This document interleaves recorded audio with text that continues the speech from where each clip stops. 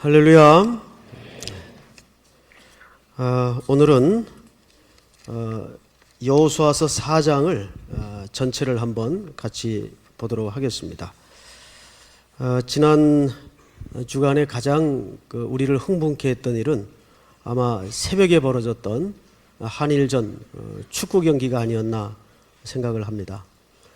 저는 그걸 보려고 거실에서 버티다가 잠이 들어가지고 흔들어 깨보니까는 벌써 2대 0이더라고요. 그래서 실제 중요한 장면은 실시간 못 보고 계속 그 리플레이 하는 거를 봤는데 결과를 보고 봐도 흥분이 되고 짜릿하고 재밌으면서 한편에 퍼뜩 떠오르는 생각이 일본 간 우리 팀은 어떻게 되나 이게 전도가 제대로 될까 그런 마음이 또 한켠에 들어요. 어쨌든 스포츠와 상관없이 또 복음은 그대로 씨가 뿌려져서 열매를 맺을 줄을 믿습니다. 또 이 한 주간도 또 먼 곳을 떠날 우리 대원들을 위해서 또 사방으로 흩어져 복음을 전할 전도자들의 걸음을 위해서 여러분들 새벽마다 같이 함께 기도하면서 또 기도해 주시기 바랍니다. 이래저래 이제 목회를 하다 보면 선교지를 방문할 때도 있고 또 그러다 보니까 여러 나라를 아무래도 다니게 돼요. 잘 사는 나라도 가보게 되고 또 좀 어려운 나라도 가보게 되는데 몇 군데 뚜렷한 차이가 있어요. 잘 사는 나라는 잘 사는 몇 가지 특징이 있고 어려운 나라는 어려운 나름대로의 특징이 있는데 어딜 가보면 확연히 그것이 드러나냐면 여러 가지 포인트가 있겠지만 특별히 잘 두드러지는 데가 박물관입니다. 제가 그 잠비아라는 나라에 몇 년 전 가본 적이 있어요. 잠비아는 아프리카 대륙에서도 가장 내륙입니다. 바다가 접해 있질 않죠. 그래서 거긴 물고기가 아주 귀하고 또 비싸기도 합니다. 그리고 국민 소득이 아주 낮죠. 사람들의 그 생활 수준이라는 것은 말로 다 할 수가 없고, 그래서 원주민들이 사는 데도 가봤고 조금 도시에 나와서 사는 데도 가봤는데 과거 우리나라 50년대 조금 난 데가 한 60년대 초 정도의 수준밖에는 안 됩니다. 그만큼 어렵게 살죠. 짬을 내서 그 선교사님들이 일행하고 박물관을 좀 가자 그래서 박물관을 갔어요. 근데 그렇게 비싼 줄은 몰랐어요. 그 사람들이 월급을 한 달에 많이 받아야 3만 원 정도 받는데 박물관 입장료가 거의 그 정도 수준입니다. 그걸 어떻게 가겠어요, 국내인들은. 그래서 관광객들이나 가서 거액을 내고 그냥 나오는 수준인데 그래도 왔으니까 박물관을 좀 가보자 그래서 들어가 봤습니다. 정말 허접해요. 하나 제대로 된 게 없고 그 진열을 해놓은 순서와 배열도 무슨 뜻인지 잘 모르겠고 또 제가 무식한 소치도 있겠지만 이렇게 보면 알잖아요.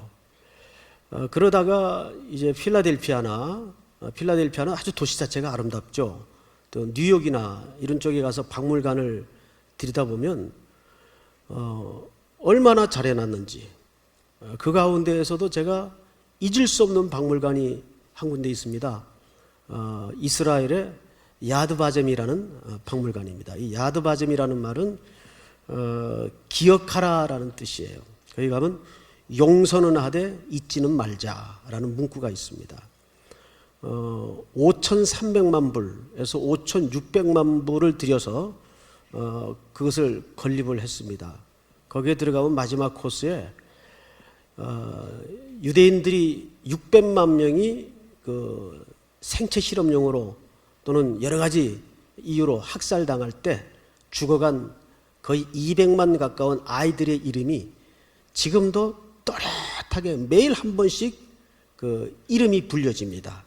너무너무 그 잊을 수 없는 야릇한 신비감 또는 공포스러움 또는 그 인간의 그 죄의 무서움, 이런 것들이 참 한꺼번에 녹아져서 이렇게 섬뜩하게 느껴지는 것을 만날 수가 있어요.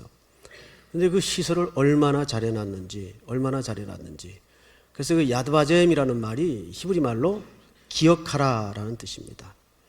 그래서 맨 끝에 나올 때 보면 거기 이런 문구가 있어요. 과거를 기억하는 것은 미래를 약속하는 것이다. 토인비라는 역사학자가 이스라엘에 대해서 이런 찬사를 쓴 글을 읽어봤습니다. 이스라엘의 역사 그리고 민족은 하나의 경이로움이고 기적이다. 맞습니다. 어떻게 그렇게 수천 년 전 흩어져 살던 유랑민족이 1948년에서 49년 어간에 독립을 선언하게 되죠. 이게 참 있을 수 없는 경이로움입니다. 그 수천 년 유랑의 역사를 끝내고 어떻게 그렇게 국가를 팔레스타인 땅에 건설할 수 있었을까? 모든 그 역사학자나 또는 의식 있는 지식인들의 그 통전적 개념은 두 가지를 꼽습니다. 그들의 하나님에 대한 신앙과 또 하나는 그들의 교육이다. 근데 교육에서도 두 가지를 꼽아요. 하나는 예배에 대한 형식 교육입니다. 예배 자리를 강조해서 항상 어릴 때부터 뭘 훈련시키냐면 듣는 훈련을 시켜요. 그래서 이게 이제 실진지 아닌지는 제가 확인한 바가 없습니다만은 어떤 글을 읽어보니까 책에 이런 표현이 있어요. 이스라엘은 지금도 초등학교 시절에는 아이들 컴퓨터 교육을 안 시킨대요. 그들의 하나님이 주신 고유한 창의력을 그 기계 문명에 이렇게 손상시킬까봐 초등학교까지는 일절 컴퓨터 교육을 시키질 않는답니다. 우리하고는 조금 생각이 다르죠? 우리는 조금이라도 반보라도 뒤질세라 하여간 초등학교 들어가기 전에 벌써 영어 다 띄게 만들고 태권도 학원에 뭐 산수 학원에 이게 학원을 애들이 거의 유랑을 합니다. 오후만 되면 이 버스 저 버스 갈아타면서 그렇게 막 한꺼번에 막 우겨 넣어요. 그러니까 애들이 실제 학교 가서는 흥미를 잃어버리죠. 그러니까 선험 교육이 과연 꼭 그렇게 옳은 거고 좋은 걸까 하는 문제 제기를 하는 교육학자들이 지금 많습니다. 꼭 미리 배우는 교육이 옳은 교육이냐 하는 문제 제기를 하죠. 어쨌든 가장 먼저 그들에게 어릴 적부터 주입하는 교육이 뭐냐면 예배에 대한 교육입니다. 예배를 그들이 알아듣든 못 알아듣든 어릴 적부터 이 듣는 훈련을 시킨다는 거예요. 솔로몬이 왕이 되어서 구했던 그 지혜도 렙 쇼메아라는 말 자체가 무슨 뜻이라고 그랬죠? 잘 듣는 마음, 그걸 구했던 거죠. 하나님께서 솔로몬에게 그 지혜를 주셔서 그는 성경에도 기록된 것처럼 명재판의 결론을 기록으로 남기게 됩니다. 뭘 잘 들었다는 얘기일까요? 하나님의 음성을 잘 듣고, 두 번째는 백성들의 저 심령 밑바닥에서 흘러나오는 그 사람의 마음을 잘 듣고, 잘 듣는 훈련, 이게 그만큼 중요했다는 거죠. 두 번째 교육이 뭐냐면 신앙 교육인데, 신앙 교육 속에 이제 전통 교육이죠. 그들은 그 전통을 굉장히 중요시 여깁니다. 지금도 미국이나 이렇게 다른 나라에 가면 반드시 쥐시 마을이 있습니다. 그 옆을 지나가노라면 토요일 날 어김없이 이 키파라 그러죠. 이 모자 쓰고 또는 챙이 넓은 검은 정장과 중절모를 쓰고 부모들이 애들 다 데리고 회당으로 갑니다. 어느 곳에 가든지 그들은 회당이 있어요. 그래서 토요일 날 반드시 그들은 하나님 앞에 예배를 드리도록 신앙 전통 교육을 시키죠. 그러니까 역사가들이 이 이스라엘 민족이 수천 년의 유랑의 역사를 가진 민족임에도 불구하고 국가를 회복하고 재건할 수 있었던 중요한 요인, 그리고 지금도 실질적으로 미국 내 유대인의 퍼센티지는 몇 프로 안 되지만 뭐 다 아시는 바와 같이 유대인들에 의해서 인정받지 못한 정치가들이 대통령 역할을 제대로 할 수 있는가? 미국 사회 구조가 그렇지 않습니다. 절대 그건 불가능해요. 그만큼 이 유대인들의 파워는 암암리에 엄청난 영향력을 미국이나 또는 다른 여러 나라에서도 끼치고 있죠. 그 이유가 뭘까? 그래서 항상 두 가지를 역사가들은 꼽는데 신앙과 교육이라는 겁니다. 그 중에서도 전통교육을 통해서 또는 예배의 교육을 통해서 항상 선조들의 신앙을 기억해 만든다는 거죠. 그들은. 근데 그들의 성경 역사를 보면 여기에 대한 뼈아픈 아주 뼈저린 실수의 역사가 있었습니다. 우리 사사기 한번 2장을 볼까요? 사사기 2장.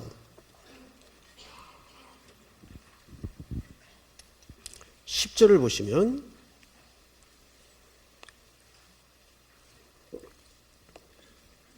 다 같이 한번 읽겠습니다. 시작.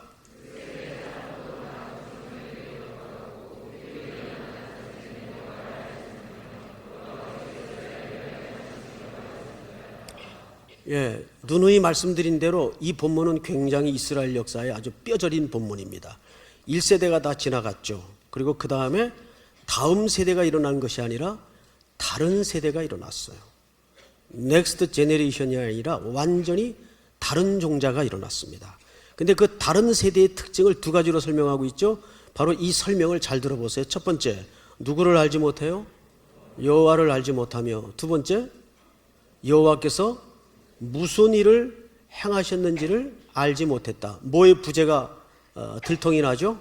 역사 속에 신앙교육과 전통교육의 부재가 여실히 이 한 절 속에 그대로 여과 없이 드러납니다.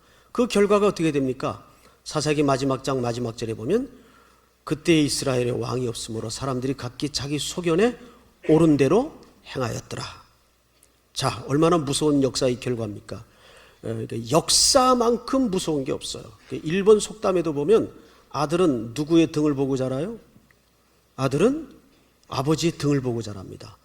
한마디 가르쳐준 적도 없고 말해준 적도 없는데 아들은 아버지 하는 짓을 똑같이 따라해요. 똑같이. 참 무서워요. 한 날은 제가 이렇게 집에 들어가는데 어머님이 저를 불러 세워요. 현관 앞에. 얘, 너 이리 좀 와봐라. 왜요? 이래. 네 아들 신발 벗어놓은 거 한번 봐봐라. 보니까는 한쪽은 저쪽 가 있고 한쪽은 이쪽 가 있어요. 신발을 저렇게 벗으면 안 되는데 했더니 누가 저렇게 벗는지 아냐? 그래서 누가요? 그랬더니 네가 저렇게 벗는다. 네가. 예. 보니까 제가 그렇게 벗더라고요. 신발을 한 짝은 이쪽에 한 짝은 저쪽에. 그런데 이 녀석이 좋은 건 안 따라하고, 제가 좋은 게 많거든요. 좋은 건 안 따라하고 항상 이상한 것만 그대로 닮아요. 예. 이게 사소한 역사 같지만은 이것도 역사예요. 예. 이 신발 벗는 역사예요. 이 굉장히 중요해요. 안 가르쳐줬는데 따라해요. 이게 얼마나 그 아버지의 반보 앞선 걸음이 무서운지 알 수가 없어요. 그만큼 유대인들에게 역사는 굉장히 중요한 의미였습니다. 그런데 유대인들이 어디서 실패했어요? 바로 이 신앙 교육에서 실패를 한 겁니다. 그래서 오늘 그 문제를 우리 여호수아서 4장을 중심으로 한번 다루어 보도록 하겠습니다. 자, 4장을 한번 볼까요? 오늘 1절서부터 한번 보십시다. 그 모든 백성이 요단을 건너가기를 마침에 드디어 건넜네요. 여호와께서 여호수아에게 말씀하여 이르시되 2절 시작. 그들에게 명령하여 이르기를 요단 가운데 제사장들의 발이 굳게 선 그곳에서 돌 12를 택하여 그것을 가져다가 오늘 밤 너희가 유숙할 그곳에 두게 하라 하시니라.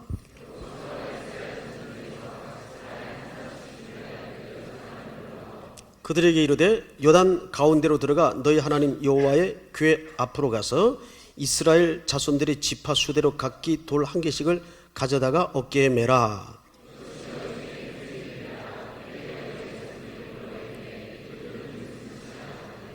그들에게 이르기를 요단물이 여호와의 언약궤 앞에서 끊어졌나니 곧 언약궤가 요단을 건널 때 요단물이 끊어졌으므로 이 돌들이 이스라엘 자손에게 영원히 기념이 되리라 하라 하니라.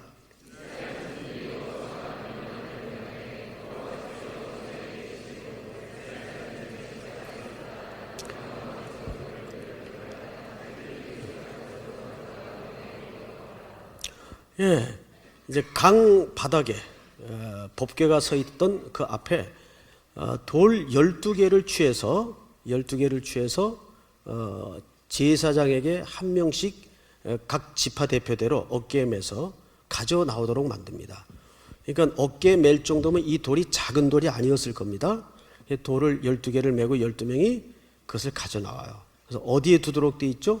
너희가 유숙할 곳에 두도록 해라. 그 유숙할 곳이 어딘가? 19절을 한번 볼까요? 4장 19절. 첫째 달 10일에 백성이 요단에서 올라와 여리고 동쪽 경계 길갈에 진침해. 어디입니까? 길갈입니다. 길갈에다 두었어요. 근데 왜 이렇게 하도록 했는가 하면 후대에 역사가 흐르고 이러한 사실이 사람들의 기억과 마음속에 서서히 잊어지겠죠. 인간은 잊습니다. 늘 잊어요. 더구나 우리 민족은 이런 시련과 고난과 아픔에 대해서, 실패에 대해서 쉽게 잊어버리는 습성이 있다잖아요. 그래서 뭐 냄비 근성이 있다 이런 비아냥적인 소리도 있는데, 어쨌든 우리 민족이겠습니까만 누구나 인간이면 다 잊어요. 잊어버리게 돼 있습니다. 뭐 이번에 또 금메달 따서 우리가 참 열광하고 기뻐했지만 한 3, 4년 지나고 4년 다시 이 일을 할 때는 다 또 잊어버립니다. 그때 누가 땄었지? 뭐 이렇게 서로 묻기도 하고 그렇게 됩니다. 모든 게 다 지나가기 때문에 잊어버려요. 그것을 어떻게 하라는 겁니까? 기억시키라는 겁니다. 누구에게? 후손들에게. 그래서 히브리 민족들은 1년에 아주 중요한 3대 절기를 결정해서 그 아버지 세대가 아들 세대에게 반드시 전수하도록 정해져 있어요. 어느 날 아버지가 갑자기 아들아 텐트 준비해라. 그러면 아들은 영문도 모르고 텐트를 쌉니다. 어디 가요? 그냥 따라와. 그리고 편안한 집을 내버려 두고 광야로 나가요. 그럼 거기서 아들과 함께 텐트를 칩니다. 그리고 거기에서 누룩 없는 떡을 일주일간 아주 불편하게 먹고 지내는 거예요. 아들이 묻죠. 아버지 이건 뭐예요? 편안한 집 두고 왜 여기 나와서 이렇게 맛없는 빵을 매일매일 세 끼를 다 먹습니까? 지금부터 너 내 얘기를 잘 들어라. 몇백 년 전 또는 몇천 년 전 우리 조상들이 저 애굽이라는 땅에서 노예 생활을 하고 있었단다. 그때 모세라는 훌륭한 우리 선조들의 아버지격인 지도자를 통해서 홍해를 건널 때는 하나님께서 이런 기적을 베푸셨고 이런 역사를 나타내셨고 그 갈라진 마른 땅 한가운데로 우리 민족이 건너와 오늘 이 국가를 이루었단다. 우리가 이것을 잊어서는 안 된다. 그걸 기념해서 지금 너하고 아빠는 우리 민족들이 오래전부터 지켜오고 있던 초막절을 지내는 거란다. 너도 네 아들에게 이 똑같은 얘기를 해줘야 된다. 이렇게 아들하고 아버지하고 뭘 만드는 거죠? 신앙의 스토리를 만드는 거예요. 그런데 이것은 굉장히 중요합니다. 전통은 스토리예요. 여러분들의 자손들과 자녀들과 이런 신앙의 스토리가 있습니까? 어떠세요? 뭐 드라마 본 얘기는 할진 몰라도 자식 세대와 또는 부부 간에 이런 신앙의 역사에 대한 하나님이 주도하신 어떤 스토리를 갖고 있는가? 이것은 스토리가 있는 민족과 스토리가 없는 민족은 어마어마한 차이가 있어요. 특별히 우리 아버지 세대는 자녀들과 이런 신앙의 스토리를 만들어야 특별히 방학 같은 때 얼마나 좋은 기회입니까? 이번에 아빠가 제주도 선교 가기로 했는데 너 바빠도 시간 좀 내라. 이걸 갑자기 말하면 애들 짜증납니다. 요즘 애들 다 계획이 있어요. 어른보다 더 바빠요. 그래서 걔네들에게도 반드시 예절을 지켜줘야 됩니다. 적어도 몇 달 전에 아무개야 이번 8월은 아빠가 중요한 계획이 있는데 너 아빠랑 이번에 좀 함께 해야 되겠다. 무슨 얘기인데요? 요건 한 달 후에 얘기해 줄게. 그리고 이제 한 달 후에 구체적인 얘기를 합니다. 그러니까 일에 너 시간 빼라. 너 시간 내놔야 된다. 그래서 예를 들어 이제 제주도 갈 때 아들을 대동시키는 겁니다.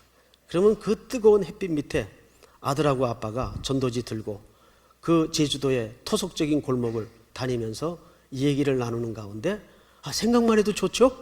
예? 얘기를 나누는 가운데 이제 전도를 하고 또 전도받는 또 새 생명 태어나는 현장을 목격케 하는 겁니다. 뭐가 만들어지죠?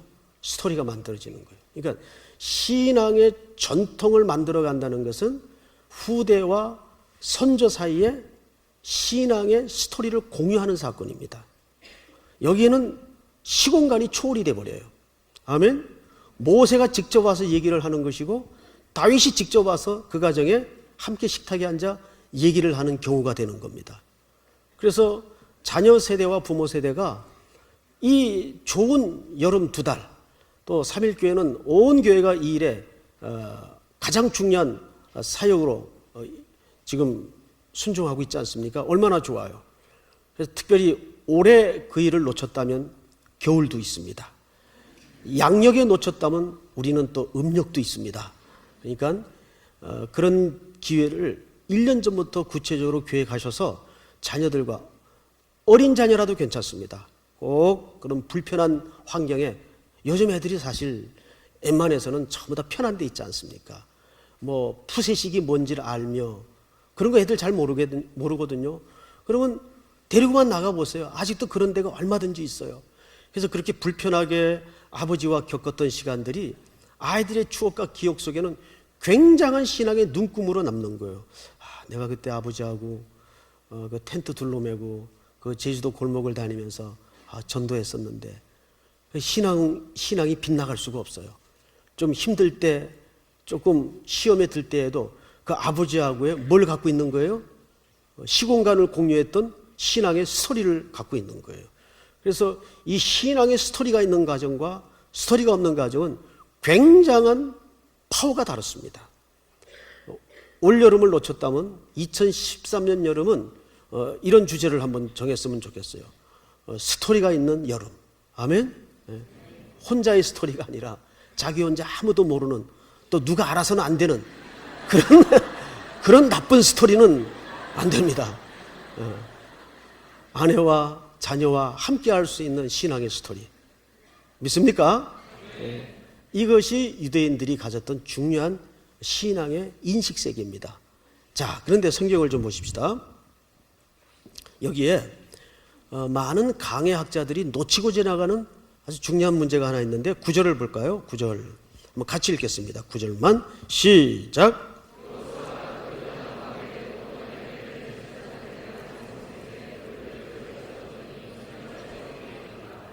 아멘. 여호수아가 또 요단 가운데 곧 언약궤를 맨 제사장들의 발이 선 곳에 12를 세웠더니 놀랍게도 그들이 유숙지인 길갈에만 세운 게 아니라 어디에도 세웠었어요? 예, 그들이 제사장들이 언약궤를 메고 굳건히 2발을 딛고 서 있어 물이 끊어졌던 그 바로 역사에 리얼한 현장에도 12돌을 기념으로 놓도록 돼 있었습니다. 정확히 그렇게 돼 있죠. 언약궤를 맨 제사장들의 발이 선 곳에 돌 12를 세웠더니 오늘까지 거기에 있더라. 그러면 지금 12돌이 어디에 지금 기념비로 세워져 있는 거죠? 요단강 한복판에 와. 또 어디입니까? 예, 그들이 유숙할 길갈의 12돌이 함께 같은 복사판으로 아바타 겸 샘플로 세워져 있는 거예요. 자, 이게 뭘 말하고 싶은 걸까? 여기에는 우리 구원을 기가 막히고 어마어마하게 설명을 한 그림입니다. 그런데 대부분 이 구절의 의미를 많이 생략하고 지나가거나 놓치고 지나가는 경우가 있어요. 이 강 밑에 12돌의 의미는 뭘까를 로마서가 정확하게 이렇게 해석을 합니다. 우리 한 군데만 찾읍시다. 자, 로마서 6장 넘어갑니다.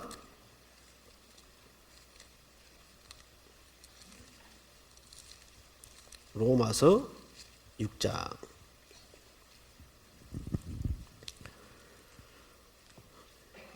1절부터 제가 좀 읽겠습니다. 찾으셨습니까? 자, 그런즉 우리가 무슨 말을 하리요?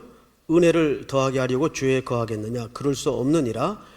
죄에 대하여 죽은 우리가 어찌 그 가운데 더 살리요. 3절 다 같이 시작.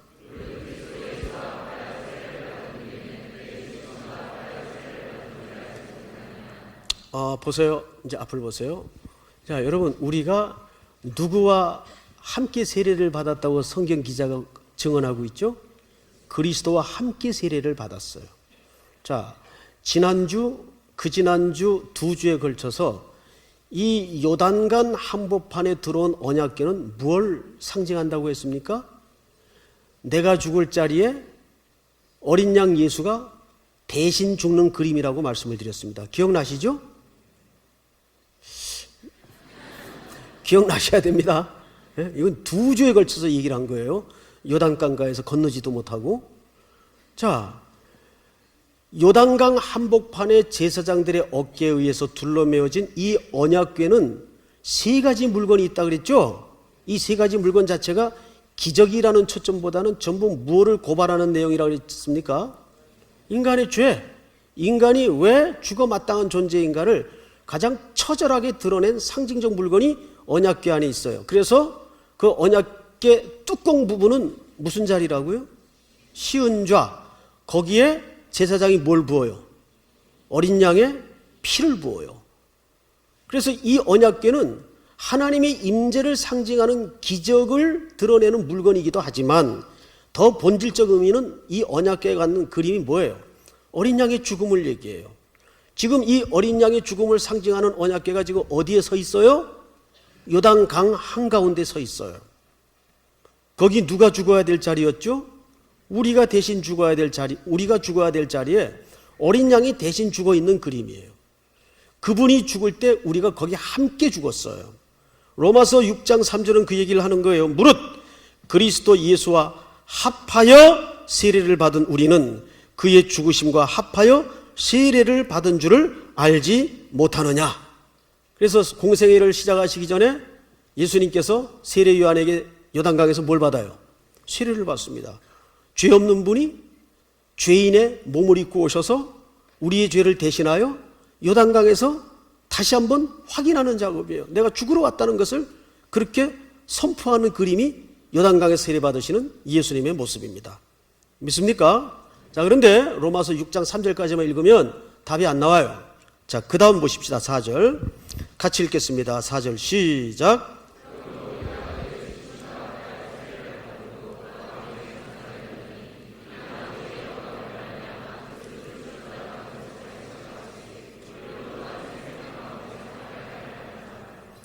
자, 그러므로 우리가 그의 죽으심과 앞에 세례를 받았으므로 그와 함께 장사되었나니 이는 아버지의 영광으로 말미암아 그리스도를 죽은 자 가운데 살리신과 같이 우리로 또한 무슨 가운데로 행하게 하려 함이라? 할렐루야. 자, 이제 여기서 우리는 아주 중요한 단계 하나를 넘어서야 됩니다. 뭐냐 하면 이 조심스러운 얘기인데 서양 신학자들이 이런 얘기를 해요. 한국교회는 너무 십자가에만 매몰되어 있다. 너무 십자가의 죽음과 고난에만 매몰되어 있다. 그 다음으로 나가질 못한다. 부활의 아침과 그 다음의 세계를 향하지 못한다라는 그런 서구 신학자들의 이야기가 있습니다. 옳은 얘기예요. 십자가는 아무리 강조해도 부족함이 없어요. 그런데 여러분, 십자가의 죽음이 목적지가 되어서는 안 돼요. 자, 예를 들면 이런 겁니다. 어디를 가야 돼요? 3.1교회를 가야 되는데 저기 어디서부터 얘기할까요? 우리 시청 앞에서부터 약도를 그립니다. 약도를 그리는데 시청 앞에서 3.1교회를 오려면 우리 정상적인 코스대로 하면 시청 앞에서 어디를 지나야 돼요? 남대문을 지나서 그 다음에 두 번째 큰 목적지가 서울역을 지나서 그 다음에 굴다리 지나면 그 굴다리가 몇 개 있는지 아세요? 크고 작은 게 3개가 있어요. 3개가. 그 중에 첫 번째 굴다리를 통과해서 좌회전을 받으면 우리 3.1교회가 나와요. 그런데 약도를 이렇게 그릴 수 있을까요? 보통 약도를 그린다면 시청은 대충 그려놓고 남대문도 보통 한 10원짜리 동전만큼 그려놓고, 그 다음에 서울역도 한 10원짜리 동전만큼 그려놓고, 그 다음에 마지막 목적지인 삼일교회는 어떻게 그려야 돼요? 그거야말로 남대문만하게 그려야 돼요. 왜? 거기가 최종 도착지 목적지니까. 그런데 우리는 목적지는 코딱지만하게 그려놓고 남대문하고 시청을 남대문만하게 그려놔요. 그럼 그 약도가 제대로 그린 겁니까? 그런 사람들이 헷갈릴까요? 헷갈리지 않을까요? 야, 이거 어디가 목적지냐? 헷갈리겠죠? 우리가 가야 될 때는 어디예요? 삼일교회예요. 그런데 중간에 너무 중간 여정에 관한 팻말을 너무 크게 그려놔버리면 사람들이 여기가 목적지인가? 헷갈릴 수가 있단 말이에요. 지금 마치 그런 격이 돼 있습니다. 이 말을 여러분 오해하지 마세요. 십자가가 덜 중요하다는 말이 아니에요. 십자가는 내 생명 전부를 걸어도 아깝지 않을 만큼 중요해요. 그런데 하나님께서 아들 예수 그리스도를 십자가의 대속의 제물로 걸으셔서 우리를 대속하신 것은 십자가가 목적지가 아니라는 얘기예요. 여기 로마서 6장 4절에도 뭐라 그랬어요? 우리로 또한 새 생명 가운데서 행하게 하려 함이라. 우리가 가야 될 때가 어디입니까? 십자가를 지나서 어디로 가야 돼요? 새 생명 가운데로 가야 돼요. 하나님이 우리를 구원하신 진짜 풍성한 목적지로 가야 된단 말이에요. 아멘? 자, 한 군데 더 보십시다. 고린도후서 5장. 로마서 다음을 넘기면, 자, 고린도 후서 5장을 보세요. 17절. 이거 너무 유명한 장면이죠? 자, 17절. 그런즉 누구든지 그리스도 안에 있으면 새로운 피조물이라. 이전 것은 지나갔으니 보라, 뭐가 되었어요? 여기서 우리는 이 유명한 구절 때문에 18절이 너무너무 죽어 있어요. 자, 다 같이 18절 시작.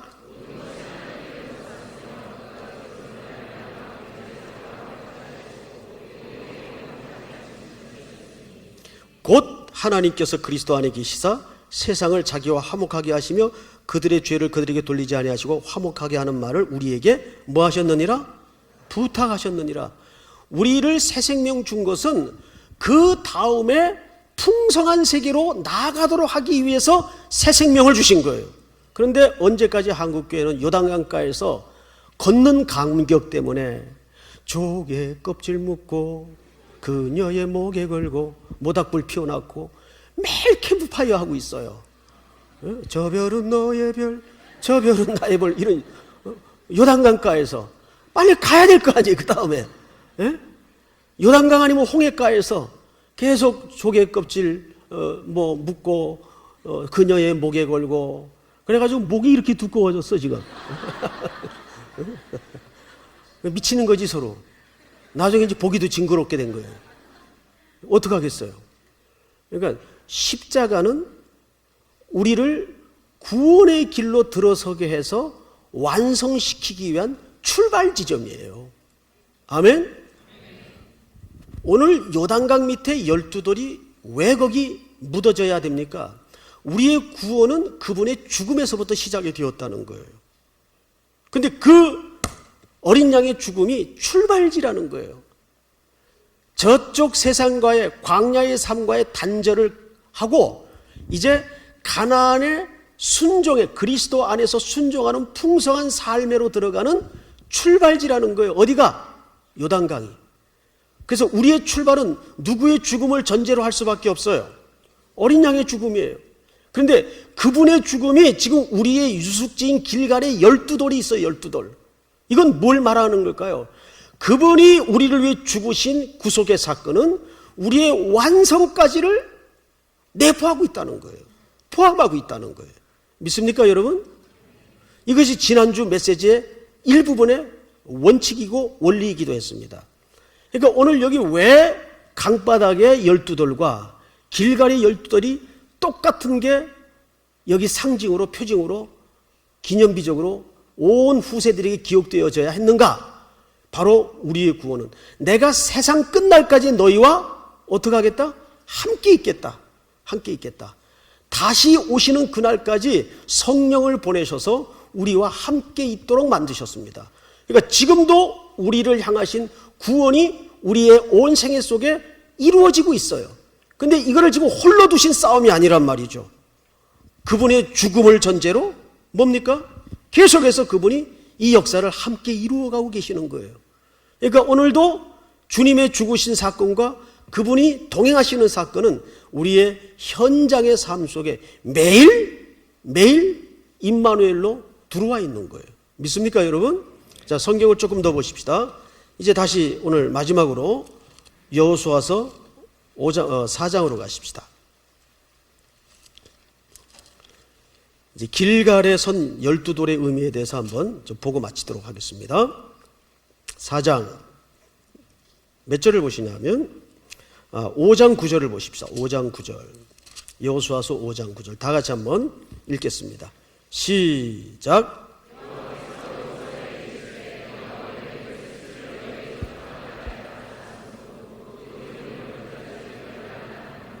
근데 그 길갈이라는 이름이 그때 붙여진 이름이 아니고 이들이 거기에서 유숙함으로써 새로 생성되어 붙여진 이름이라는 겁니다. 근데 그들이 12돌을 세워서 유숙하기 시작한 그곳 이름을 길갈이라고 명명을 했어요. 근데 길갈이라는 말 옆에 보니까 2라는 숫자가 있죠. 있어요, 없어요? 2라는 좋은 성경은 있을 거고. 자, 2라는 숫자가 있습니다. 맞죠? 그리고 그 밑에 풋노트에 뭐라고 해석이 되어 있죠? 굴러간다. 자, 이게 수레바퀴란 뜻입니다. 앞을 보세요. 말하자면 길갈은 이런 뜻이 됩니다. 모든 수치가, 모든 저주가, 모든 더러움이 이제 바퀴가 굴러가서 떠나버리듯이 이제 떠나갔다 그 뜻입니다. 그것이 뭐예요? 길갈이에요. 저는 이 길갈의 현장을 우리 성도들이 매일매일의 현실적인 삶 속에 이것을 증표로 세워야 된다고 믿습니다. 여기에 매일매일 12돌을 세우는 거예요. 누구의 죽음을 근거로? 어린 양의 죽음을 근거로. 그분이 우리를 위해서 대속의 죽은 이상은 이 12돌의 징표는 매일매일 여러분들이 삶의 현장에 세워져야 됩니다. 거기는 육신의 삶이 매일매일 끊어지고 육신의 삶이 저주스러웠던 삶이 떠나가고 믿습니까, 여러분? 우리 삼일교회가 그동안 아픔을 가졌던 모든 길갈에 이 수치가 물러가고 끊어지고 떠나가는 역사가 예배의 시간마다 12돌의 징표로 세워져야 돼요. 자, 그러면 여기 12돌은 계시록에 가면 뭘 얘기할까요? 모든 성도들을 상징하는 그림이에요. 마지막으로 이 부분 한번 확인해 보고 마치도록 하겠습니다. 계시록 21장을 보십시오. 요한계시록 21장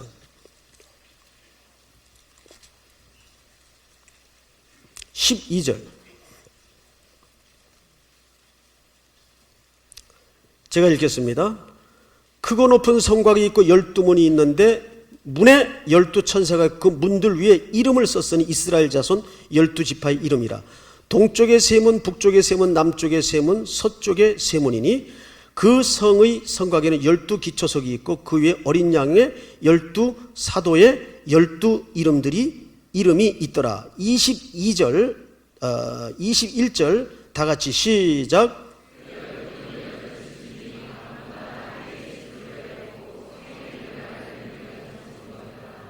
아멘. 자, 천상의 사도 요한을 통하여 보여준 이 계시적 그림은 12돌 또 12지파 전부 장래 무슨 그림이었습니까? 하나님의 백성 공동체의 그림이었어요. 그러니까 여러분들이 결국은 무슨 돌이에요? 무슨 돌이에요? 12돌이에요. 확신이 없으시면 안 돼요. 여러분들이 무슨 돌이에요? 12돌이에요. 그것이 계시록에 가면 진주로 바뀌어요. 그래서 12은 하나님의 백성 공동체의 상징적 숫자입니다. 그러니까 여러분들의 삶의 자리는 강 밑에 대신 죽으신 어린 양의 죽음을 근거로 여러분들이 살아가는 일터의 삶의 현장에 매일매일 이 증표가 우뚝우뚝 세워져서 길갈의 수치를 물러가게 하는 은혜가 있어야 됩니다. 그런 고백이 있어야 됩니다. 그런 당당한 도전과 헌신이 이 한 주간에도 있어지기를 주의 이름으로 축복합니다. 우리 다 일어나십시다.